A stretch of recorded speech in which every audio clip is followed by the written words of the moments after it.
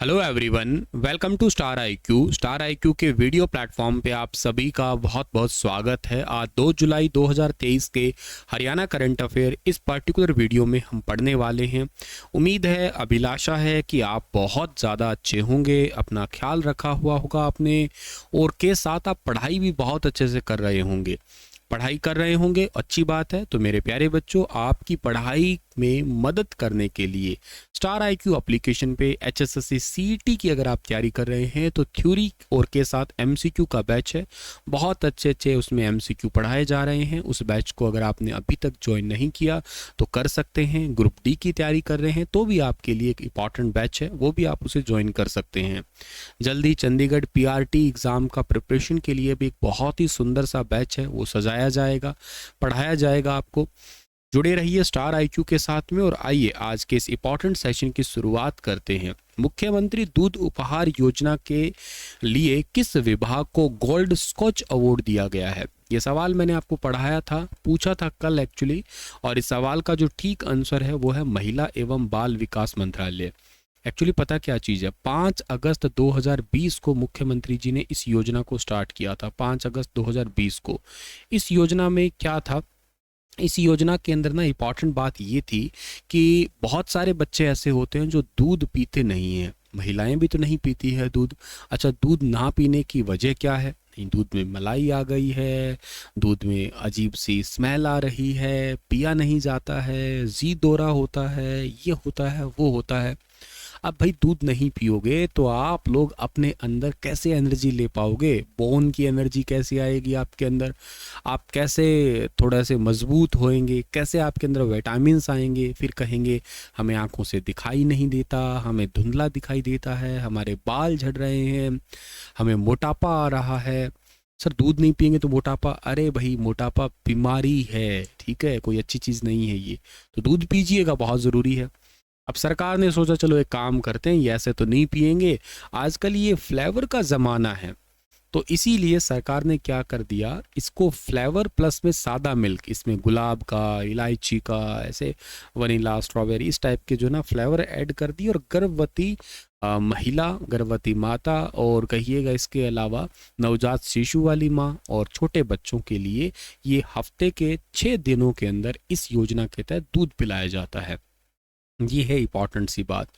तो इस योजना को जरूर याद रखना। इसका महिला एवं बाल विकास मंत्रालय के अंतर्गत, और इसकी मंत्री का नाम कमलेश ढांडा है, ये भी याद रखना आप लोग। कलायत से जीती हुई हैं वो। आज का पहला करंट अफेयर है कि हरियाणा में निरोगी योजना के तहत कितने लाख नागरिकों के स्वास्थ्य की जांच की जा चुकी है? अच्छा सर, ये निरोगी योजना के तहत स्वास्थ्य की जांच हो चुकी है, इसका मतलब क्या है? देखो, पहले तो बताता हूँ कि इसके तहत टोटल लगभग 13 लाख से ज़्यादा ही है एक्चुअली, एग्जैक्ट तो 13,70,000 आंकड़ा है। इतने हज़ार नागरिकों के स्वास्थ्य की जांच की जा चुकी है। लगभग 14 लाख कह दीजिएगा आप लोग, इतने नागरिकों की जांच की जा चुकी है। आप लोगों ने एक बात या एक श्लोक सुना होगा क्या, कि सर्वे भवन्तु सुखिनः, सर्वे सन्तु निरामया, सर्वे भद्राणि पश्यन्तु, माँ कश्चित् दुख भाग भवेत्। सुना होगा ना ये? तो हरियाणा सरकार भी कुछ इसी प्रकार से ही गरीब और ज़रूरतमंद लोगों को एक अच्छी या हाई क्वालिटी की जो आपकी हेल्थ एजुकेशन, हेल्थ सर्विसेज है, वो देने की कोशिश कर रही है। इसी के लिए निरोगी योजना को स्टार्ट किया था। एक्चुअली अगर आपने रेगुलर करंट अफेयर पढ़ रहे हैं ना, तो आपको याद होगा इसका उद्घाटन हुआ था हमारी राष्ट्रपति जी के द्वारा। राष्ट्रपति जी कब आई थी सर? राष्ट्रपति जी आई थी हरियाणा में 29 नवंबर को आई थी 2022 में, जब गीता जयंती उत्सव था ना, उस दौरान यह आई थी। फोटो में आपको दिखाई दे रही होंगी राष्ट्रपति जी के साथ, राज्यपाल के साथ मुख्यमंत्री जी भी। इस निरोगी योजना को 1,80,000 तक की जो वार्षिक आय वाले परिवार है ना, उनके लिए, उनको इसमें शामिल किया गया। लगभग 26.64 लाख परिवार और 1.06 करोड़ लोगों को इसको जो है ना लाभ मिलने वाला था इस योजना के तहत। इस योजना का मतलब है अंत्योदय परिवार की जो हेल्थ है, हेल्थ का जो जितना चेकअप है, वो बिल्कुल फ्री किया जाएगा इस योजना के तहत। और एक बात और, निरोगी योजना के तहत स्वास्थ्य जांच के लिए टोटल टेस्ट कितने हैं? 25 प्लस टेस्ट है, ये सीएम जी ने कहा है। पहले फेज में 24.75 लाख गरीब परिवारों के 98.13 लाख सदस्यों का फ्री स्वास्थ्य परीक्षण करने का टारगेट है। 32 हॉस्पिटल में जांच और अच्छे तरीके से जो ना उसका टेस्टिंग वगैरह के लिए टोटल 6 श्रेणियां हरियाणा सरकार ने इनिशियली बनाई है।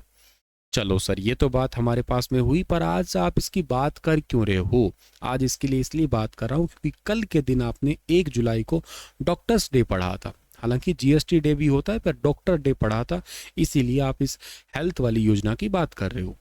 अच्छा सर, एक बात बताओ, क्या राष्ट्रपति जी आई और एक ही योजना स्टार्ट करके गई? ऐसा तो सर थोड़ा फीका फीका लगा। हाँ, बात तो तुम्हारी भी ठीक है, एक योजना नहीं, इन्होंने 2 और योजना भी थी।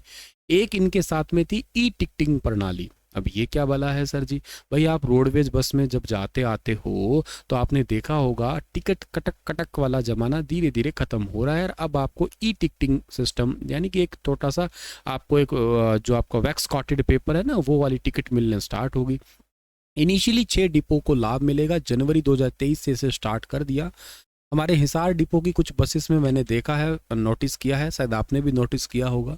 राजस्व लीकेज पे इसका प्रतिबंध होगा, क्योंकि जो बहुत सारा घाटा होता है उससे बचाया जा सकेगा। ऑफिशियल सारा डेटा है, ऑन रिकॉर्ड हो जाएगा, और यात्रियों के लिए भी थोड़ा आसान होगा ये काम। ऑनलाइन पेमेंट वगैरह भी वो कर पाएंगे इसके थ्रू। इसके अलावा राष्ट्रपति जी ने उन्हीं दिनों में मेडिकल कॉलेज सिरसा के अंदर एक है, उसका शिलान्यास किया था। लगभग 950 करोड़ से 21 एकड़ जमीन पे निर्माण होगा। 100 एमबीबीएस छात्रों का यहाँ पे एडमिशन लिया जाएगा, और लगभग 539 बिस्तरों का हॉस्पिटल होगा। बहुत सारी अच्छी और अत्याधुनिक सुविधाएं जो है ना इस हॉस्पिटल में दी जाएगी। तो इस योजना को आपने याद कर लिया है बहुत ढंग से। अच्छा सर, अभी आप हेल्थ की बात करो तो एक बात और बताओ। क्या बताऊं मैं? अगर आपको ये कहूं, आपसे पूछता हूं, चलो मैं नहीं बताता, हेल्थ इंडेक्स नीति आयोग का भी रिसेंट आया था, उसमें टॉप स्टेट कौन सा था और अपने हरियाणा का रैंक क्या था? ये क्वेश्चन मैंने पढ़ाया है, मुझे ध्यान आ रहा है, तो मैं आपसे पूछ रहा हूं, चलो बताना मुझे आप लोग। इसके अलावा एक आयुष यूनिवर्सिटी भी बन रही है, अगर आपको याद आ रहा हो तो। आयुष यूनिवर्सिटी ये कहाँ बन रही है सर? ये बन रही है भाई कुरुक्षेत्र के अंदर बन रही है, ठीक है, कुरुक्षेत्र में। ये बड़ी इंपॉर्टेंट है क्योंकि 500 एकड़ में बनेगी। भारत की पहली ऐसी यूनिवर्सिटी है जो स्पेशली आयुष से रिलेटेड है, बल्कि दुनिया की पहली ही है। इसके वीसी वाइस चांसलर बनाए गए हैं एसएन सचदेवा। इस पे पहले बजट 100 करोड़ का था, वर्तमान में बढ़ा के डबल कर दिया, 200 करोड़ कर दिया है इसका टोटल बजट। तो ये बात भी आप लोगों को जरूर जरूर जो है ना वो याद करनी है। अच्छा सर, आप हेल्थ से रिलेटेड बात कर रहे हो ना, तो हमें एक बात और बताओ। क्या बताऊं सर, हरियाणा के अंदर जो है ना टोटल नर्सिंग कॉलेज कितने हैं? ये बात बढ़िया है। हरियाणा के अंदर टोटल नर्सिंग कॉलेज जो है ना 44 है। गवर्नमेंट भी है इसमें, हाँ 3 सरकारी है, तो बाकी बच के कितने 41 है ना, ये प्राइवेट है। हरियाणा में नर्सिंग स्कूल कितने हैं वैसे? हरियाणा में नर्सिंग स्कूल 112 है, इसमें से 11 तो सरकारी है और 101 जो है ना ये प्राइवेट है। हरियाणा के अंदर जो आपके उपमंडल लेवल के ऊपर, सब डिवीजन लेवल पे जो हॉस्पिटल है ना वो कितने हैं? तो सब डिवीजन लेवल पे 49 हॉस्पिटल है हरियाणा में। और हरियाणा के अंदर अगर आप मुझसे पूछो कि ये प्राइमरी हेल्थ सेंटर्स होते हैं, जिनको आपके प्राथमिक स्वास्थ्य केंद्र कहते हो, ये प्राइमरी हेल्थ सेंटर जो है ना ये कितने हैं? तो ये लगभग 406 है पूरे हरियाणा में। अच्छा, हरियाणा के अंदर ये सामुदायिक स्वास्थ्य केंद्र कितने हैं? तो हरियाणा में सामुदायिक स्वास्थ्य केंद्र 120 है, ये भी याद रखना। अच्छा, हरियाणा के अंदर ना अगर मैं बात करने की कोशिश करूं, शहरों के अंदर ये पब्लिक हेल्थ सेंटर है या प्राथमिक प्राइमरी हेल्थ सेंटर जो है ना ये कितने हैं? तो शहरों के अंदर, सिटी के अंदर जो है ना टोटल 106 है। अच्छा, हरियाणा के अंदर सिविल हॉस्पिटल कितने हैं? हर जिले के अंदर एक है, तो टोटल 22 हो जाएंगे। सिविल डिस्पेंसरी कितनी है हरियाणा में? तो टोटल 33 है। हरियाणा में ऐसे अगर आप मुझसे पूछ लो कि पॉलीक्लिनिक का आंकड़ा पूछ लो कि हरियाणा में पॉलीक्लिनिक कितने, तो ये लगभग 13 है। हरियाणा के अंदर अगर आपसे पूछ लो कि ये जो डेंटल हॉस्पिटल है आपके, स्पेशली जिनको हिंदी में क्या कहेंगे आप, दंत महाविद्यालय कहेंगे ना, या डेंटल कॉलेज कहेंगे, ज़्यादा ठीक रहेगा, तो स्पेशली डेंटिस्ट के लिए 11 है। इसमें से सरकारी तो एक ही है, 10 प्राइवेट है हरियाणा में। अच्छा, हरियाणा में पैरामेडिकल कॉलेज अगर आप मुझसे पूछ लो तो कितने हैं? 5 है, जिसमें से 4 सरकारी और एक ही प्राइवेट है। तो सब चीज़ें आप लोगों को ये याद रहनी चाहिए, इतनी सारी चीज़ें ये, ठीक है। चलिए थोड़ा आगे जाते हैं। अगला सवाल हमारा कौन सा रहेगा कि हाल ही में नीरज चोपड़ा ने लुजाने डायमंड लीग में कौन सा मेडल जीता है? भैया कहने की जरूरत नहीं है, इतना ज़्यादा इंपॉर्टेंट क्वेश्चन है। एग्जाम में आपको पता ही है कि सीधे तौर पे ये सवाल मिलने की सीधी सीधी संभावना आपको नजर आ रही है इस पर्टिकुलर क्वेश्चन से। और नीरज चोपड़ा जी ने अभी हाल ही में मेडल जीत लिया है जी, गोल्ड मेडल जीत लिया। लुज़ाने डायमंड लीग के अंदर। इन्होंने हालांकि ये टोटल 6 प्रयास किए थे, 6 में से 5वें प्रयास के अंदर जो है ना इनको ये मेडल मिला है। पहला प्रयास तो इनका फाउल ही हो गया था, लाइन आपको पता ना, लाइन से आगे अगर पाँव रखा जाए तो फाउल कहलाता है। दूसरे के अंदर इनका जो स्कोर आया था वो आया था 83.51 का आया था, तीसरे में 85.04 का था, चौथे के अंदर फिर ये थोड़ा और स्कोर, पांचवें के अंदर फाइनल स्कोर इनका 87 था, 87.66, और इसी के साथ इसी स्कोर पे इन्होंने गोल्ड मेडल जीता था। एक्चुअली 87.66 मीटर दूर भाला फेंक के गोल्ड जीता था इन्होंने, और पांचवें प्रयास के अंदर जीता था। और इसके अलावा दूसरे नंबर पे कौन रहे, जर्मनी के जूलियन वेबर, 87.03 मीटर का जेवलिन थ्रो किया था इन्होंने। तीसरे नंबर पे चेक रिपब्लिक के जैकब वाल्देज रहे थे, इन्होंने 86.13 मीटर का जो है ना ये थ्रो करके ब्रॉन्ज मेडल जीत लिया। वैसे नीरज चोपड़ा का इस साल का ये दूसरा गोल्ड मेडल है। मई में दोहा डायमंड लीग हुई थी, मैंने पढ़ाया होगा, वहाँ पे गोल्ड मेडल जीता था, और नीरज का ये 8वां इंटरनेशनल गोल्ड है। इससे पहले Asian Games, South Asian Games, Olympic, Diamond League, इन सब में ये गोल्ड मेडल जीत चुके हैं। और ये तो चलो ठीक है, इनके सारे प्रयास हो गए हैं टोटल आपके। ये इसके अलावा भी आपको मैं एक बात बताता हूँ कि नीरज चोपड़ा जो है ना, इन्होंने ओलंपिक में गोल्ड कब जीता था, ओलंपिक में गोल्ड जीता था 7 अगस्त को जीता था, 2021 को जीता था। 7 अगस्त को हम लोग मनाते हैं कौन सा दिवस, भाला फेंक दिवस। सर नीरज चोपड़ा है कहाँ के, ये आपको पता है, खंडरा के हैं। सर नीरज चोपड़ा का जन्म कब हुआ था वैसे, तो नीरज चोपड़ा का जन्म हुआ था 24 दिसंबर को हुआ था, 1997 को हुआ था। अच्छा सर, नीरज चोपड़ा के पिताजी का नाम क्या है ये बताओ। नीरज चोपड़ा के पिताजी का नाम है सतीश कुमार है, ये याद रखना। सर नीरज चोपड़ा की माता का नाम क्या है, मम्मी का नाम क्या है, तो नीरज चोपड़ा के माता का नाम है सरोज देवी, ठीक है ना, सरोज देवी, ठीक है ना। सर नीरज चोपड़ा के कोच का नाम क्या है। अरे सर आप इतनी बातें बता रहे हो, माता पिता, हमें कौन सा रिश्ता करना है इनके साथ में। अरे भाई पेपर में आ सकते हैं यार सवाल, इसलिए बता रहा हूँ, नाराज काहे होते हो। इनके कोच का नाम इंपॉर्टेंट है, याद रखिएगा। क्या है इनका नाम, क्लाउज, ठीक है ना, क्लाउज है। आगे भी इनका पूरा नाम है, मुझे पूरा ध्यान नहीं आ रहा, क्लाउज बार्टोनीज करके शायद कोई नाम है इनका, ठीक। क्लाउज तो याद रह गया मुझे, तो इस करके याद कर लेना। ये नेशनल कोच है, गेम इनका जेवलिन थ्रो है ये, वैसे अब आपको पता ही होगा, ठीक है। अच्छा सर, ओलंपिक में इन्होंने कितने दूर भाला फेंका था, 87.58 मीटर का भाला फेंका था ओलंपिक के अंदर इन्होंने। हालांकि इनका बहुत इंपॉर्टेंट एक नेशनल रिकॉर्ड भी है, 89.93 का इन्होंने भारत में भाला फेंक रखा है, तो करके भी याद रखना आप लोग, ठीक है। चलो सर, अब नीरज चोपड़ा जी की इतनी सारी बातें तुम्हें तो याद रहेगी। गेम से रिलेटेड एक बात और है आपको याद करने वाली। अभी रिसेंटली ना हमारे भारत की कबड्डी टीम ने भी एशियन कबड्डी चैंपियनशिप जीता है। लगातार 8वीं बार एशियन कबड्डी चैंपियनशिप जीती है लगातार, और ये कोरिया के अंदर हुई थी, और बड़ी इंपॉर्टेंट है। तो मतलब 2023 में तिरंगा फहराने वाली टीम, हर सदस्य ने अपने शानदार प्रदर्शन किया है, ठीक है। चलिए जरूर याद रखना, एशियन कबड्डी चैंपियनशिप 2023 ये जीता किसने है, हमारे प्यारे भारत ने ही जीता है। ओलंपिक में और मेडल कोई आए थे क्या अपने पास वैसे, ओलंपिक में हरियाणा के मेडल तुम्हें रवि दहिया का याद होगा। रवि दहिया तो हरियाणा के सोनीपत के नाहरी के हैं। रवि दहिया का जन्म हुआ था शायद 12 दिसंबर को हुआ था, ठीक है ना, दिसंबर का ही था, 12 दूना 24, हाँ ठीक है, 12 ही पक्का हुआ था, मैंने ऐसे याद कर रखा है। मतलब 24 नीरज है, 12 ये है, ठीक है ना, और साल वही है 97 ही है, ठीक है, बाकी सब कुछ ये नाहरी गांव के हैं, ठीक है। और इनका गेम कुश्ती है, 57 किलोग्राम भार वर्ग में ही खेलते हैं। और बजरंग पूनिया एक और थे हरियाणा के, उन्होंने भी जीता था, बजरंग पूनिया खुंडन के। बजरंग पूनिया का जन्म तो हुआ था 94 के अंदर हुआ था, फरवरी महीना था, तारीख है 26 फरवरी 1994 को हुआ है, ठीक है। एक बार इसको चेक कर लेना, हो सकता है कोई गड़बड़ ना हो, पर बाकी मुझे याद तो ठीक ही आ रही है, 26 फरवरी 1994 को हुआ था, कुंडन गांव में, ठीक है। चलिए खैर आगे चलते हैं। युवा महिला राष्ट्रीय बॉक्सिंग चैंपियनशिप में ओवरऑल चैंपियन कौन सा राज्य रहा। युवा महिला राष्ट्रीय बॉक्सिंग चैंपियनशिप में ओवरऑल चैंपियन अपना ही राज्य रहा, हरियाणा रहा। ओवरऑल चैंपियन खिलाड़ियों ने 8 गोल्ड 1 कांस्य पदक के साथ ट्रॉफी जीती है। हरियाणा बॉक्सिंग संघ के अध्यक्ष का नाम क्या है, मेजर सत्यपाल सिंधु है, ये याद रखना आप लोग, ठीक है। चलिए आगे जाते हैं कि हाल ही में जीएसटी को लागू हुए 6 साल हो गए। 6 साल पूरे होने पर किस जिले में सेलिब्रेशन डे मनाया गया? एक योजना भी स्टार्ट की गई है, यहाँ पे बताऊंगा। 6 साल हो गए, क्योंकि आपको पता है कि ये 1 जुलाई को स्टार्ट हुआ था या लॉन्च हुआ था 2017 को। पहली बार संसद रात के समय लगी थी। मोदी जी थे और उस समय राष्ट्रपति हुआ करते थे प्रणब मुखर्जी, आज तो दुनिया में नहीं रहे। उन्होंने इस जीएसटी यानी कि गुड्स एंड सर्विस टैक्स, इसको स्टार्ट किया था। सभी टैक्स को मर्ज करके देश का एक कॉमन टैक्स लगा दिया था।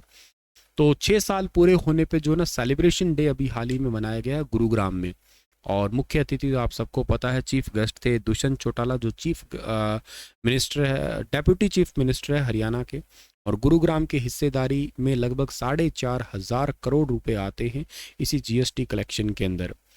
और अगर आपको थोड़ा देखा जाए, बताया जाए कि लगभग 6 साल पहले ही जीएसटी को लागू किया गया, तब 64,000 करोड़ से का बिजनेस था जीएसटी का, लेकिन अब 1.5 लाख करोड़ तक जा पहुंचा है जीएसटी कलेक्शन। इसके अलावा बीते साल में 31,000 करोड़ की जीएसटी रिकवरी हुई थी, जबकि इस साल में अब तक 135,000 करोड़ की रिकवरी की जा चुकी है। गुरुग्राम की हिस्सेदारी 3500 करोड़ रुपए से ज्यादा है। बीते साल की अपेक्षा सरकार को करोड़ों रुपए का जो ना मुनाफा हुआ है इसमें। गुरुग्राम में इंट्रा स्टेट की तुलना अगर देखी जाए तो बेसिकली क्या है कि जीएसटी और वैट जैसे टैक्स स्लैब को अब राजस्व की नई इबारत जो है ना लिखने में लगे हैं। यहाँ पे बहुत सारी इंडस्ट्री है, जैसे रियल स्टेट है, टेलीकॉम है इंडस्ट्री, कई सारी टाइप की इंडस्ट्री है। तो लगभग जो है ना गुरुग्राम में टैक्स कलेक्शन सबसे ज़्यादा रहा है इतनी सारी इंडस्ट्रीज़ की वजह से, जो अप्रैल में भी 20% ज़्यादा रहा है आपका। बहुत सारी प्रॉब्लम्स भी रहती है जीएसटी को देखा जाए, तो उन प्रॉब्लम को भी आने वाले टाइम में दूर किया जाएगा, ऐसा उप मुख्यमंत्री जी का कहना था। और इन्होंने अभी योजना लॉन्च की है 5 राज्यों के साथ में, हरियाणा में भी लॉन्च हुई है, मेरा बिल मेरा अधिकार। मेरा बिल मेरा अधिकार क्या है? इस योजना के अंदर उपभोक्ताओं को खरीदारी के वक्त बिल लेना होगा और यह बिल पोर्टल पे अपलोड करना होगा। इसके बाद जो है ना जो आपके फंड है या कॉपस ड्रॉ है, इसके द्वारा उपभोक्ताओं को 30 करोड़ तक के इनाम दिए जाएंगे। मान लेते हैं कि आपने कोई भी प्रकार का गैजेट्स खरीदा है। फॉर एग्जांपल मैंने खरीदा, क्या खरीदना है अभी फ़िलहाल के लिए, मान लेते हैं मोबाइल खरीदा, ठीक है ना। एक मोबाइल लिया हमने, ठीक है, एक मोबाइल लिया और अच्छा खासा महंगा लेते हैं, चलो एप्पल का ही लेते हैं यहाँ ठीक है ना। एप्पल आईफोन 14, 15 जो भी है लेना है ले लिया हमने। मान लेते हैं 1 लाख रुपए का सामान खरीद लिया, ऐसा समझ लेते हैं हम लोग। अब ये 1 लाख रुपए का सामान लिया, 1 लाख रुपए का जीएसटी वाला बिल लिया और इसको पोर्टल पे अपलोड कर दिया, तो ड्रॉ निकलेगा। ड्रॉ में 30 करोड़ तक के इनाम आपको दिए जाएंगे। इससे क्या है कि आप बार बार बिल लोगे, बिल ले लेके फोटो खींच के भेजोगे, ड्रॉ में आपका नाम निकलेगा। तो मेरा बिल मेरा अधिकार, ये है आपकी योजना। हालांकि दुकान पे जब जाते हो ना, तो आजकल दुकान वाले बड़े शाणे हो गए। गूगल पे, फोन पे से पेमेंट आप जब करते हो ना, तुरंत कहते हैं ना, साफ मना, सामान लेना है तो लो, वरना बेटा जाओ पतली गली से निकल जाओ, सामान नहीं देंगे। क्यों नहीं दोगे भाई? नहीं देंगे, कहते ऑनलाइन पैसे देने की बजाय मुंह पे थप्पड़ मार दो, वो ज़्यादा अच्छा रहेगा। ऐसे कहते हैं, मेरे आगे 2-3 ने कह दिया बल्कि ऐसा। मैंने कहा भैया ऐसा बड़ा काम है? कहते अच्छा तुम्हें ऑनलाइन पेमेंट करना है? मैंने कहा हाँ करना है। तो ठीक है, एक काम करो, एक दिन एक मैंने फ्रिज का रिले लिया था, एक गोदरेज का फ्रिज था, उसका घर का रिले होता है, उसके अंदर खराब हो गया था। तो वो रिले था 100 रुपये का रिले था सिर्फ। तो उसने कहा कैश दो, लकीली कैश था, चलो मैंने तो दे दिया उस दिन। लेकिन कहा, मैंने कहा ऑनलाइन में क्या दिक्कत है? कहते सर जी 18% जीएसटी के साथ देना पड़ेगा आपको, 118-20 रुपये दो, फिर हम आपको ऑनलाइन करने की अनुमति देंगे। मैंने कहा हे प्रभु धन्य हो, आपको 21 तोपों की सलामी दी जाए सामने खड़ा करके, ताकि चीथड़े चीथड़े उड़ जाए आप लोगों के, है ना। खैर क्या किया जा सकता है, स्थिति तो कुछ ऐसी ही है फिलहाल के लिए। चलिए सर जी, आज का इस सेशन इतना ही है। आप लोगों के लिए सवाल छोड़ के जा रहा हूं कि वर्तमान में घग्गर नदी अपने लगातार जल स्तर के बढ़ने के लिए चर्चा में है। घग्गर नदी को किस राज्य का दुख कहा जाता है? भाई इस राज्य का नाम तो बताओगे, घग्गर नदी के बारे में खूब डिटेल से बताओगे। अगर वक्त है प्रभु आपके पास में, तो हरियाणा की सारी नदियां बता दो। एटलीस्ट सारी ना बताओ तो उत्तर हरियाणा की तो जरूर बता ही दो, नॉर्थ हरियाणा की, ठीक है, वो थोड़ी ज़्यादा इंपॉर्टेंट है। कहाँ से निकलती है, कहाँ कहाँ से बहती है, कौन कौन से ज़िले से बहती है, कौन कौन से उन पे बांध है, उस टाइप की सारी चीज़ें बता सकते हो आप। स्टार आईक्यू चैनल को सब्सक्राइब नहीं किया है तो अपना ही समझ के इसको सब्सक्राइब करना, अपने दोस्तों को शेयर ज़रूर करना। भाई 1 लाख सब्सक्राइबर का सपना पूरा करवा दो यार, इतना तो कर ही सकते हो। चलिए जी, शुक्रिया, राधे राधे। मिलते हैं कल सुबह की क्लास में। और आज तो 2 तारीख हो गई ना, कल 3 तारीख है। हाँ बेटा, कल आपके लिए सुबह 8:30 बजे नेशनल करंट अफेयर का सेशन भी स्टार्ट कर रहा हूँ, तो तैयार रहिएगा। अब पढ़ाई आपकी और ज़्यादा स्पीड अप होने वाली है, मस्त वाली पढ़ाई स्टार्ट करवाएंगे आपको। Thank you so much.